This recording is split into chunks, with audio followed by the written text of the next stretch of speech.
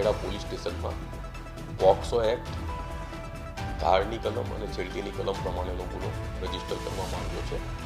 એમાં એક આરોપી અશ્વિન ભીલની ધરપકડ કરવામાં આવી છે. આ બનાવ એવો હતો કે અપરિપક્વ ઉંમરની સગીર ઉંમરની દીકરીઓ કુંડલી ગામની હતી, જે છોકરી કોસિન્દ્રા ગામથી પોતાના ઘરે પરત કરી ગઈ. ત્યારે આ અશ્વિનના વ્હીકલમાં એનો ડ્રાઈવર સુરેશ ભીલ નામનો વ્યક્તિ હતો. તેના વાહનમાં આ છોકરીઓ બેઠી હતી. એમાં અશ્વિને આ છોકરીઓ સાથે બળપૂર્વક શારીરિક છેડછાડ કરવાની કોશિશ કરી હતી.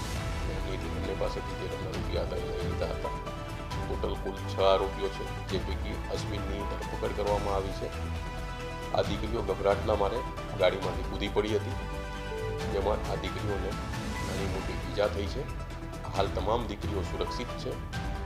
દીકરીના વાલીઓને અમે કાઉન્સેલિંગ કર્યું છે અને એક દીકરી જે ટીમમાં જે સૌથી મોટી ઉંમરની હતી, જે 17 વર્ષની હતી, જેની ફરિયાદ રજીસ્ટર કરવામાં આવી છે. તમામ આરોપીઓના નામ આવી ચૂક્યા છે. જે આરોપીઓના નામો છે